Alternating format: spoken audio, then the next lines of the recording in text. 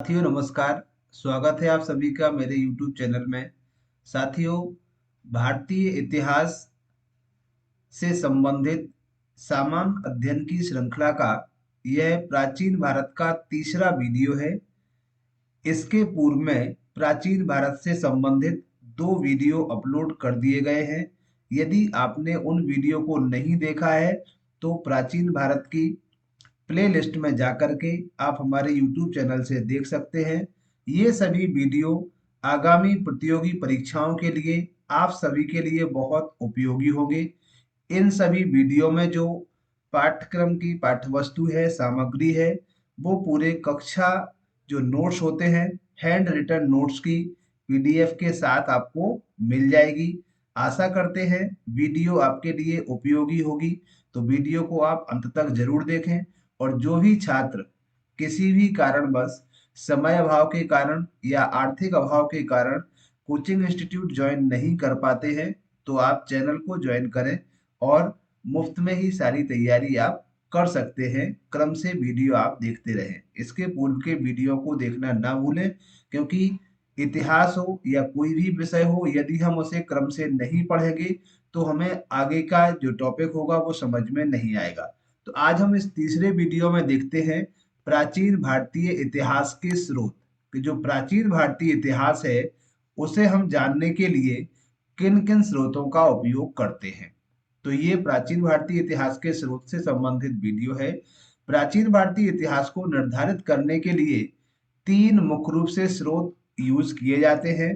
पहला होता है साहित्यिक स्रोत, इसमें विभिन्न साहित्य आते हैं। दूसरा है पुरातात्विक स्रोत और तीसरे हैं विदेशी यात्री जो हमारे यहाँ आए और उन्होंने कुछ ना कुछ लिखा। इसके पश्चात हम देखते हैं तीन प्रमुख स्रोत हैं। तो आज के हम वीडियो में इन सभी स्रोतों के बारे में देखेंगे। साहित्यिक स्रोत, साहित्य साहित्य में जो रचनाएं होती हैं, कुछ लेखन कार्य किया जाता है हमारे बुद्धिजीवियों के द्वारा, इतिहासकारों के द्वारा जो किया गया है। तो साहित्यिक स्रोतों को अध्ययन की दृष्टि से दो भागों में बांटा गया है। एक है धार्मिक साहित्य और दूसरा है धर्मेतर साहित्य। धार्मिक साहित्य किसी भी धर्म से संबंधित होता है। इस धार्मिक साहित्य को भी अध्ययन की दृष्टि से तीन भागों में डिवाइड किया गया है। पहला है वैदिक साहित्य जिसमें सभी वेद आते हैं, बौद्ध साहित्य जो बौद्ध धर्म से संबंधित है, और जैन साहित्य। धर्मेतर साहित्य साथियों ऐसा साहित्य होता है जो किसी धर्म विशेष से संबंधित नहीं होता। इसके अंतर्गत सामान्यतः ऐसे लेखक आते हैं जिन्होंने सभी धर्मों के लिए कुछ ना कुछ उनकी अच्छाई या उसके बारे में हमें बताने की कोशिश की है। तो वो सभी साहित्य हमारे लिए धर्मेतर साहित्य के अंतर्गत आते हैं। इसी के साथ जो आज हम पहले चर्चा करते हैं धार्मिक साहित्य की, तो धार्मिक साहित्य को अध्ययन की दृष्टि से तीन भागों में डिवाइड किया गया है। पहला है वैदिक साहित्य, इसमें सभी वेद वगैरह आते हैं। वैदिक साहित्य को अध्ययन की दृष्टि से ये 8 उपभागों में बांटा गया है। वैदिक साहित्य के अंतर्गत सबसे पहले हम अध्ययन करते हैं वेद का।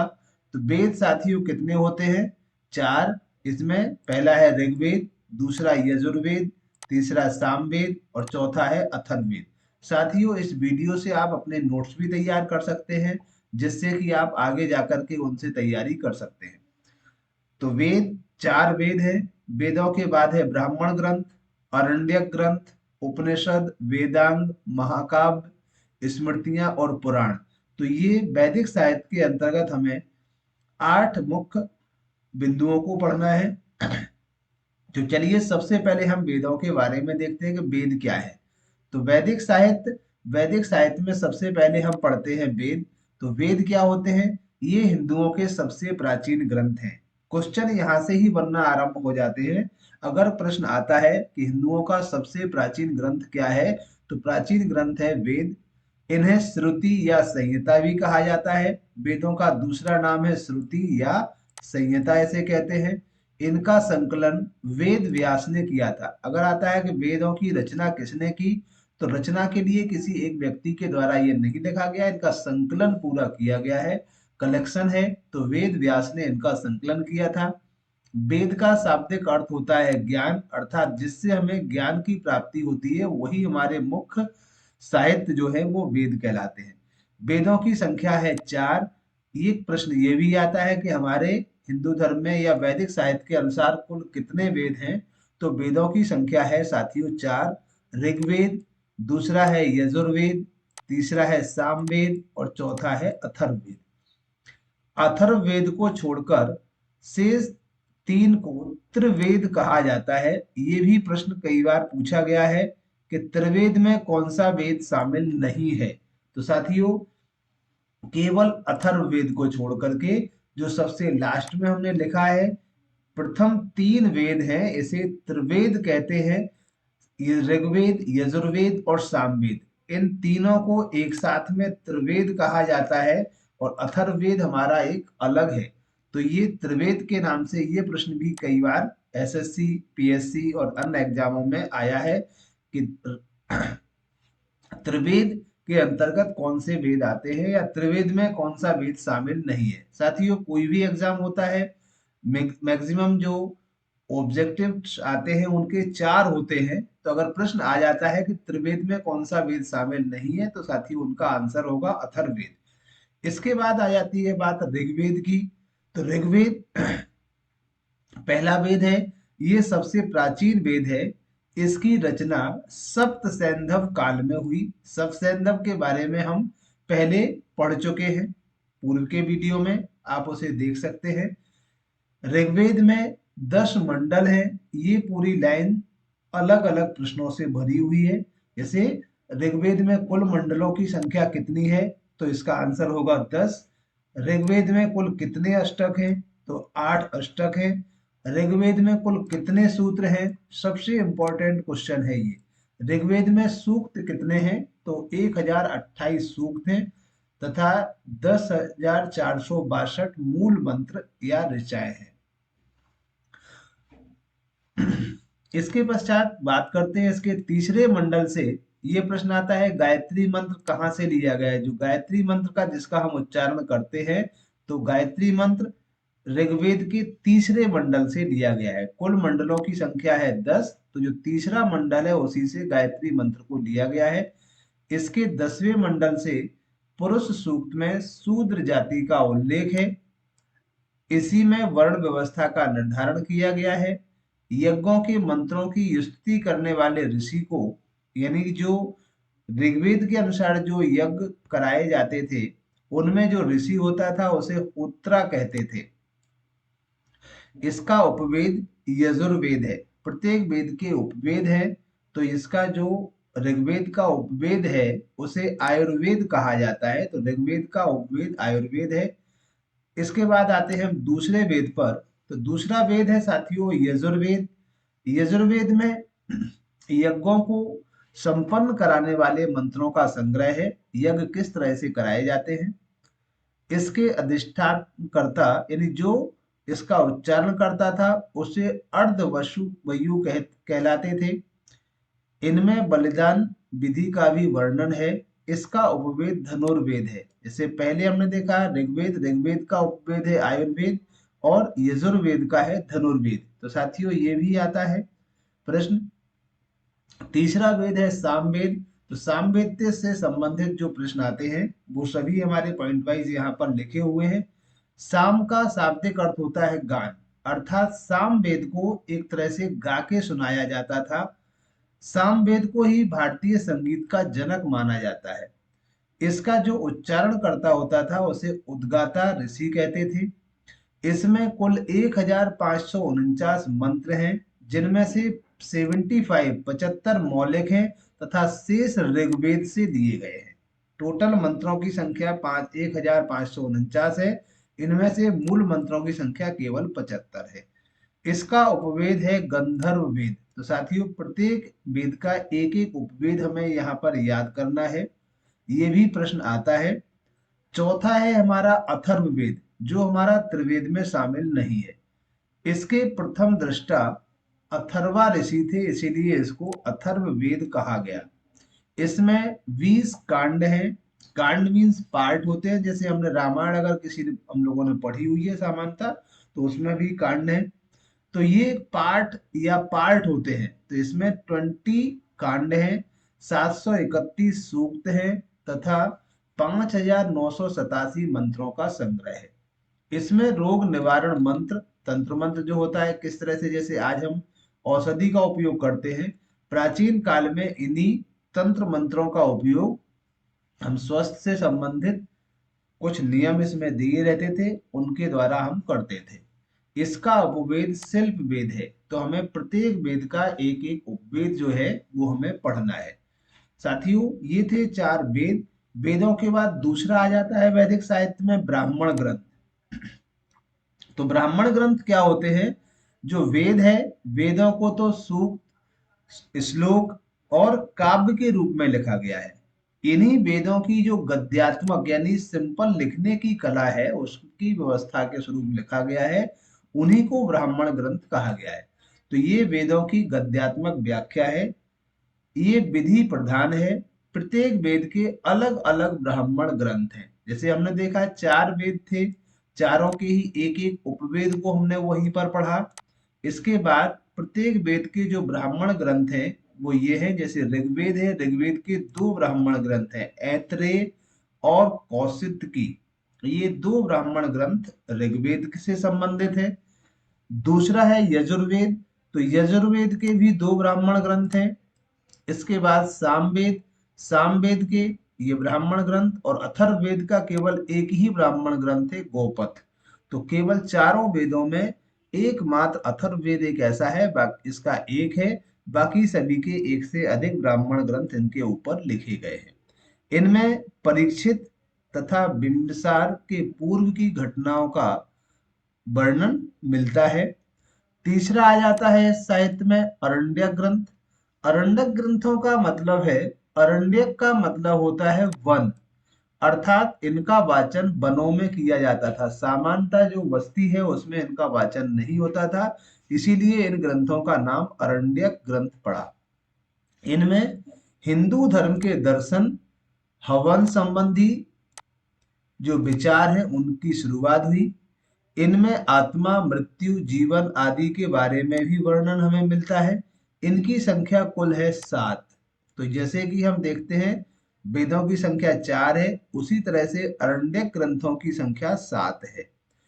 फिर आ जाता है आपका उपनिषद। ये इंपॉर्टेंट है कि कुल उपनिषद की संख्या कितनी है। तो साथियों, उपनिषद की संख्या है 108। ये भी कई बार एग्जाम में पूछा गया है। आप वन लाइन फैक्ट में भी इसके नोट्सों को मुख्य रूप से बना सकते हैं कि उपनिषद कुल कितने हैं, अरण्यक ग्रंथ कितने हैं, वेद कितने हैं। तो ये हम वन लाइन फैक्ट में शॉर्ट नोट को तैयार अपने कर सकते हैं। इनमें दर्शन एवं ज्ञान संबंधी विचारों की चरम स्थिति थी। शंकराचार्य ने पहले 10 उपनिषदों पर भाष्य लिखा, यानी एक इनकी रचना की, वो शंकराचार्य ने की। शंकराचार्य ने भाष्य, जो पहले 10 उपनिषद थे 108 में से, उन पर ही भाष्य लिखा है। इसके बाद अगला आ जाता है वैदिक साहित्य में वेदांग। तो वेदों के अर्थ को सरलता से समझने तथा बौद्धिक कर्मकांडों के प्रतिपादन में सहायतार्थ इनकी रचना की गई। अर्थात वेदों की हम सरलतम रूप से कैसे समझ सकते हैं, इन सभी बातों को वेदांगों में बताया गया है। वेदांगों की संख्या कुल है 6। जैसे हमने देखा था यहाँ पर उपनिषद की संख्या कितनी है, 108। इसी तरह से अरण्यक ग्रंथों की संख्या है 7। तो प्रत्येक जो वैदिक साहित्य है उनकी संख्यात्मक प्रश्न भी पूछे जाते हैं। वेदांगों की संख्या है 6। कौन कौन से वेदांग हैं वो ये है। पहला है कल्प, दूसरा शिक्षा, तीसरा व्याकरण, चौथा निरुक्त, पांचवा छंद और छठवा है ज्योतिष। तो ये 6 हमारे क्या है, वेदांग। कल्प नामक वेदांग से सूत्रों की रचना हुई, जिनमें शुल्ब सूत्र को ज्योतिष की जननी माना जाता है। मतलब जो शुल्ब सूत्र है, इन्हीं से पूरे ज्योतिष का निर्माण हुआ है। आज हम जो भी ज्योतिष से किसी भी चीज के बारे में जानना चाहते हैं तो वो शुल्ब सूत्र से ही उद्धृत हुआ है। विश्व की ज्योतिष पर आधारित पहली पुस्तक ज्योतिष शास्त्र किसने लिखी थी, तो वो लगध मुनि एक ऋषि थे। उन लगध मुनि ऋषि के द्वारा सबसे पहले ये ज्योतिष के ऊपर लिखी गई पहली पुस्तक थी, जिसका नाम था ज्योतिष शास्त्र। तो साथियों, ये भी प्रश्न पूछा गया है कि विश्व की सबसे पहली ज्योतिष पर आधारित पुस्तक कौन सी थी? तो वो ज्योतिष शास्त्र थी और इसकी रचना की थी लगध मुनि ने। इसके बाद छठवा आ जाता है महाकाव्य। महाकाव्यों के अंतर्गत हम मुख्य रूप से दो पढ़ते हैं, पहला है महाभारत और दूसरा रामायण। महाभारत में कुल 18 पर्व हैं। इसकी रचना वेद व्यास ने की थी। और रामायण रामायण जो है, रामायण की रचना वाल्मीकि ने की थी।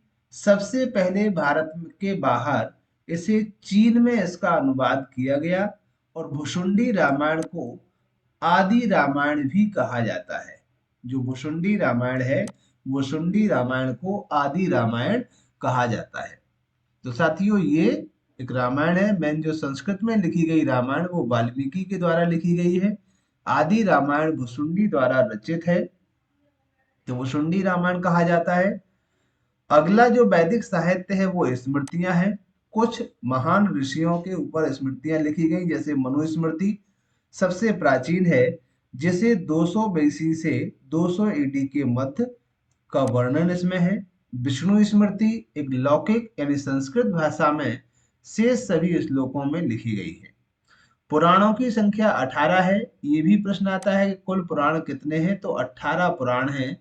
इनका संकलन उग्र सर्वा ऋषि के द्वारा गुप्त काल में किया गया था। आगे हम पढ़ेंगे जो विभिन्न टाइम पीरियड या विभिन्न काल पढ़ते हैं, मुगल काल, गुप्त काल, दिल्ली सल्तनत, तो आगे इन चीजों का वर्णन डिटेल से आएगा।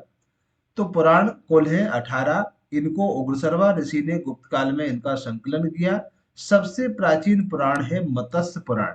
तो ये प्रश्न आता है मैन 3 कि सब कुल पुराणों की संख्या कितनी है? तो कुल पुराणों की संख्या है 18।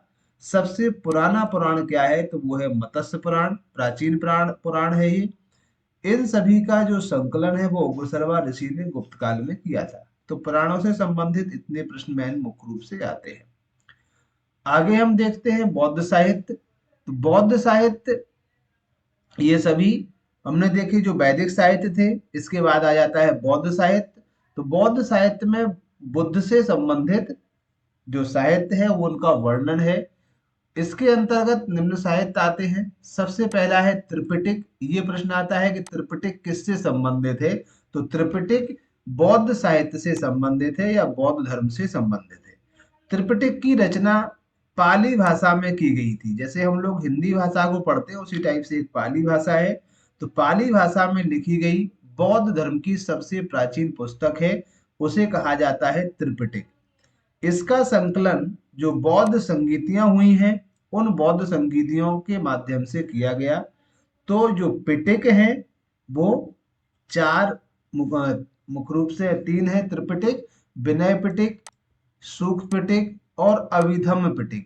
इनमें हम त्रिपिटक, नाम ही इसका त्रिपिटक है, माने 3 है। तो त्रिपिटक के अंतर्गत कौन कौन से हैं? पहला है विनय पिटक, सूक्त पिटक और अभिधम्म पिटक। अब इन तीनों में डिफरेंस क्या है, क्या क्या मुख्य बातें हैं? तो जो विनय पिटक है, विनय पिटक में बौद्ध धर्म के मठों का वर्णन है कि इनके नियम किस तरह से है, कि मठ में किस प्रकार से कोई व्यक्ति रहता है, उन मठों के नियम या पूजा पाठ के नियमों को बताया गया है। दूसरा है सूक्त पिटक। तो सूक्त पिटक बौद्ध धर्म के सिद्धांत और उपदेश, यहाँ बौद्ध मठों के नियम थे, यहाँ बौद्ध धर्म के सिद्धांत से संबंधित है। तीसरा है अभिधम्म पिटक। इसमें बौद्ध के दर्शन संबंधी विचारों का वर्णन है। तो ये 3 प्रश्न आते हैं कि विनय पिटक किससे संबंधित है? तो बौद्ध धर्म के मठों से संबंधित है। सूक्त पिटक किससे संबंधित है? बौद्ध धर्म के सिद्धांत और जो बौद्ध धर्म के उपदेश हुए हैं उससे संबंधित है। अभिधम्म पिटक किससे संबंधित है? तो ये बौद्ध धर्म के दर्शन संबंधी विचारों से संबंधित है। इसके बाद आ जाती है जातक कथाएं। ये भी बौद्ध धर्म से संबंधित हैं। इसमें बुद्ध के जन्मों की काल्पनिक कथाओं का वर्णन है। किस टाइप अलग अलग तरीके से इनके लिए कुछ काल्पनिक कथाएं बौद्ध के जन्म से संबंधित है, उनका वर्णन जातक कथाओं में है। इनकी रचना 2री और 3री सदी ईसा पूर्व में हुई। कुल जातक कथाओं की संख्या 549 है। ये प्रश्न मुख्य रूप से बनता है कि जातक कथाएं कितनी हैं? तो 549 है।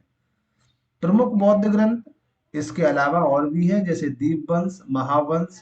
तो ये कुछ बौद्ध ग्रंथ हैं। साथियों, आप इनके स्क्रीनशॉट भी ले सकते हैं और नोट्स भी आप प्रिपेयर कर सकते हैं, तो आप आसानी से अपनी तैयारी कर लेंगे।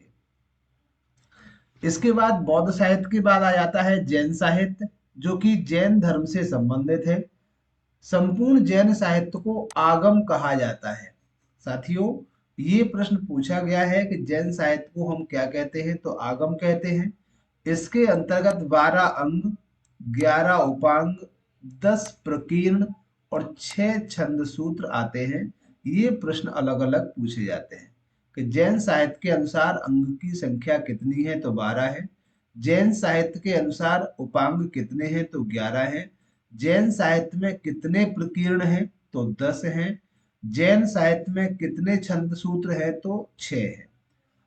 4 मूल सूत्र व 2 नंदी सूत्र इसमें आते हैं। जैन साहित्य को प्राकृतिक भाषा में लिखा गया है। इनकी रचना ईसा पूर्व 4वीं शताब्दी से लेकर के 6वीं शताब्दी के मध्य हुई। इसके अलावा कुछ और भी जैन साहित्य से संबंधित पुस्तकें हैं, जैसे आदि पुराण, ये जिनसेन के द्वारा लिखा गया। उत्तर पुराण गुणभद्र के द्वारा लिखा गया। कथा कोश के रचयिता हरिभद्र है। परिशिष्ट पर्व के रचयिता हेमचंद्र है। तो कुछ जैन साहित्य के रचनाकार हैं। कौन सी पुस्तक की रचना किसने की है, ये भी प्रश्न पूछे जाते हैं। तो साथियों, ये तो थे दोनों धर्म से संबंधित, यानी धर्मेत्तर साहित्य में हमने पढ़ा, धार्मिक साहित्य में। इसके बाद आ जाता है धर्मेत्तर साहित्य। तो धर्मेत्तर साहित्य के अंतर्गत कुछ ऐसा साहित्य आता है जो किसी धर्म विशेष से संबंधित नहीं होता। किसी रचनाकार के द्वारा उस समय की सामाजिक परिस्थितियों का वर्णन इसमें मुख्य रूप से किया जाता है। इस तो यही है कि ये धर्म विशेष से संबंधित नहीं होते हैं या धर्म को प्रभावित नहीं करते हैं। जैसे राज तरंगिणी किसके द्वारा लिखी गई है, 12वीं शताब्दी के मध्य लिखी गई प्रथम ऐतिहासिक ग्रंथ है। इसमें कश्मीर का विवरण है राज तरंगिणी में। इसके बाद अर्थशास्त्र, चाणक्य ने इसकी रचना की। ऋतु संहार, ये कालिदास की रचना है। मेघदूत, ये भी कालिदास की रचना है। किसका वर्णन है, ये भी है, जैसे ऋतु संहार कालिदास ने लिखी, ये पहली रचना है। इसमें 6 ऋतुओं का वर्णन किया गया है। इसी तरह से जो मेघदूत भी कालिदास की एक प्रमुख रचना है। इसमें वियोग श्रृंगार, संयोग श्रृंगार और वियोग श्रृंगार दो तरह का होता है। तो वियोग श्रृंगार की ये एक उत्कृष्ट रचना है। कुमार संभव, ये भी कालिदास की रचना है। इसमें कार्तिकेय के जन्म की कथा का वर्णन है। इंडिका, ये जो मेगास्थनीज के द्वारा लिखी गई है, मौर्यकालीन स्थिति को बताया गया है इसमें। तो ये कुछ ऐसे साहित्य हैं जो किसी भी धर्म से संबंधित नहीं है। तो ये हमें सिंपली लिखना है। सबसे ज्यादा पूछा जाता है कि पंचतंत्र किसके द्वारा लिखा गया है, तो पंचतंत्र के रचयिता है विष्णु शर्मा। हर्ष चरित्र जो है, इसके रचयिता है बाणभट्ट। तो ये कुछ धर्मेत्तर साहित्य है। धर्मेत्तर साहित्य का मतलब ऐसा साहित्य जो किसी धर्म विशेष से प्रभावित नहीं है या किसी को प्रभावित नहीं करता। तो ये धर्मेत्तर साहित्य था। इसके बाद साथियों आ जाते हैं पुरातात्विक स्रोत। तो प्राचीन इतिहास को जानने के लिए ये बहुत ही महत्वपूर्ण स्रोत है। पुरातत्व में जो भी हमारे प्राचीन भवन है, स्मारक हैं, उनके द्वारा हम उस समय के इतिहास का वर्णन देख पाते हैं। तो जैसे सबसे पहला जो सर्वप्रथम सर विलियम जोन्स ने 1774 में एशियाटिक सोसाइटी ऑफ बंगाल की स्थापना की थी। पुरातत्व विभाग की स्थापना लॉर्ड कर्जन के समय में की गई। इसके अंतर्गत जो साक्ष्य आते हैं, सबसे पहले तो आते हैं अभिलेख। अभिलेख क्या है साथियों, वे होते हैं जो किसी भी राजा महाराजा के द्वारा अपने जीवन काल में उनके द्वारा जो कार्य कराए जाते हैं उनको कहीं ना कहीं लिखवाया जाता है।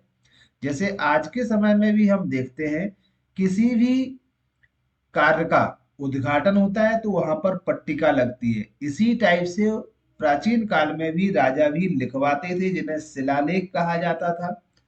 तो सबसे विश्व का सबसे प्राचीन जो अभिलेख है वो बोगज कोई अभिलेख है, 1400 बीसी में लिखा गया था एशिया माइनर में। भारत का जो प्राचीन अभिलेख है वो हड़प्पा कालीन है, इन्हें पढ़ा नहीं जा सका, अपठनीय है। इसके बारे में विस्तृत चर्चा हम हड़प्पा सभ्यता में कर चुके हैं, जिसका वीडियो पूर्व से ही अपलोड है। भारत में प्राचीन अभिलेख जो है वो अशोक के हैं, जिन्हें पढ़ा जा सका। क्वेश्चन आता है सबसे पुराने अभिलेख कौन से हैं, तो हड़प्पा कालीन है, और पढ़े जाने वाले अभिलेख कौन से हैं, तो अशोक के हैं। अशोक के अभिलेखों को प्राकृत भाषा में लिखा गया है, और अशोक के अभिलेख को सबसे पहले जेम्स प्रिंसेस ने पढ़ा। तो ये अभिलेख थे। इसके बाद कुछ और अभिलेख हैं, इनके केवल हमें नाम याद करना है, बाकी जब आगे इतिहास पढ़ेंगे तो विस्तृत वर्णन संबंधित काल में इनका किया गया है। जैसे हाथी गुफा अभिलेख, ये कलिंग नरेश थे खारवेल, तो कलिंग नरेश खारवेल ने हाथी गुफा अभिलेख लिखवाया। जूनागढ़ अभिलेख रुद्रदामन के समय में लिखा गया, संस्कृत का पहला अभिलेख था। प्रयाग अभिलेख ये समुद्रगुप्त के समय लिखा गया। तो साथियों ये महत्वपूर्ण अभिलेख है जो भारत की विभिन्न जगहों पर अलग अलग शासकों के द्वारा लिखवाए गए हैं, तो इनको हम याद कर सकते हैं। इसके बाद कुछ प्राचीन भारत के स्रोत के लिए मुद्राओं का उपयोग किया जाता था। इन मुद्राओं का अध्ययन क्या कहलाता है, इंपॉर्टेंट क्वेश्चन है। तो मुद्राओं के अध्ययन को हम कहते हैं न्यूमिस्मैटिक। यानी न्यूमिस्मैटिक क्या है, एक शाखा है, एक ऐसी शाखा जिसमें मुद्राओं का अध्ययन किया जाता है। जो करेंसी होती थी प्राचीन काल की, उसे मुद्रा कहते थे। जैसे कुछ स्वर्ण मुद्राएं, कुछ चमड़े की मुद्राएं भी चली हैं, कहीं मिक्स मुद्राएं चली हैं विभिन्न धातुओं की, तांबे की, पीतल की। तो अलग अलग राजाओं के समय में जो मुद्राएं चली हैं उनका वर्णन संबंधित शासन काल में बताया जाएगा। सिक्कों पर सबसे पहले लेख लिखवाने का कार्य जो यवन शासक थे उन यवन शासकों ने करवाया। इंडो यूनानी शासकों ने के समय में प्रमुख रूप से जो स्रोत उनके हैं वो सिक्के हैं, कि इनके काल में किस प्रकार का शासन था। गुप्त काल में सबसे ज्यादा सिक्के जारी किए गए, ये प्रश्न बनता है कि सबसे ज्यादा, देखो सिक्के पर सबसे पहले लिखवाने का काम यवन शासकों ने करवाया। इंडो यूनानी शासकों के प्रमुख ऐतिहासिक स्रोत हैं तो वो सिक्के हैं। गुप्त काल में सबसे अधिक सिक्के जारी किए गए हैं, और कुषाण काल में शुद्ध सोने के सिक्के जारी किए गए। तो साथियों इतने प्रश्न सिक्कों के ऊपर मुख्य रूप से बनते हैं। स्मारक किसी की याद में जो बनाए जाते हैं या किसी से संबंधित होते हैं। इसके अंतर्गत जो चैत्य है, यानी बौद्ध धर्म के पूजा स्थल होते हैं, उन्हें चैत्य कहा जाता है। बौद्ध धर्म के जो निर्वाण स्थल होते हैं उन्हें स्तूप कहा जाता है। कुछ मूर्तियां हैं, गुफाएं हैं, ये सभी क्या है, स्मारक है। ये भी हमारे प्राचीन इतिहास के स्रोत के अंतर्गत आते हैं। इसके बाद कुछ विदेशी यात्री थे, जो विदेशी यात्री आए और आने के बाद उन्होंने हमारे भारत के इतिहास के बारे में कुछ लिखा। तो विदेशी यात्रियों को भी हम मुख्य रूप से ऐतिहासिक स्रोत के रूप में देखते हैं। तो विदेशी यात्री, जैसे सबसे पहले विदेशी यात्री में हम देखें हेरोडोटस को, इन्हीं को इतिहास का जनक माना जाता है। इन्होंने 500 बीसी के संबंधों का वर्णन जो श्रुतियों के आधार पर किया है। इसके बाद है टेसिटस, ये यूनान का एक राजवैद्य था। इसने यूनानी अधिकारियों के विवरण प्राप्त किया और भारत के इतिहास के बारे में लिखा। मैगस्थनीज ये चंद्रगुप्त मौर्य के दरबार में रहते थे और सेल्यूकस निकेटर का राजदूत था ये। इसने जो इंडिका जो पुस्तक थी जिसे अपन ने धर्मेंद्र साहित्य में लिखा, वो मैगस्थनीज की ही पुस्तक है इंडिका। इसमें भी कुछ इतिहास, भारत के इतिहास के बारे में हमें मिलता है। डाइमेकस ये सीरिया के राजा अंतियोकस का राजदूत था जो बिंदुसार के दरबार में रहा। आगे हम इन सभी शासकों को पढ़ेंगे।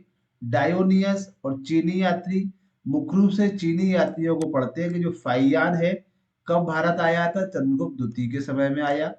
हुएनसांग, इसे हम यात्रियों का राजकुमार कहते हैं, हुएनसांग को। तो ये प्रश्न भी आता है कि यात्रियों का राजकुमार किसे कहा जाता है, तो ह्वेन सांग को कहा जाता है। इसके पश्चात जो ये हर्षवर्धन के समय में भारत में आया था। और तीसरा चीनी यात्री है इत्सिंग।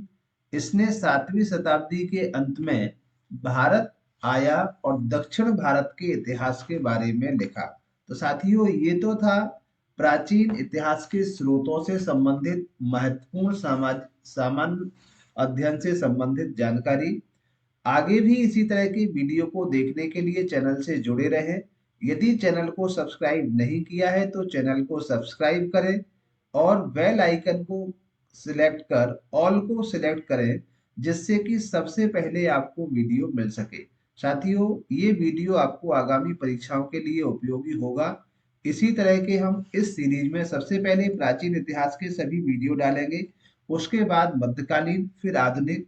तो विषय वाइज वीडियो देखने के लिए आप हमारे प्लेलिस्ट में जाकर के अन्य विषय की वीडियो भी देख सकते हैं। मिलते हैं कुछ इसी तरह के नए वीडियो के साथ। जब तक के लिए सभी को थैंक यू, धन्यवाद, जय हिंद।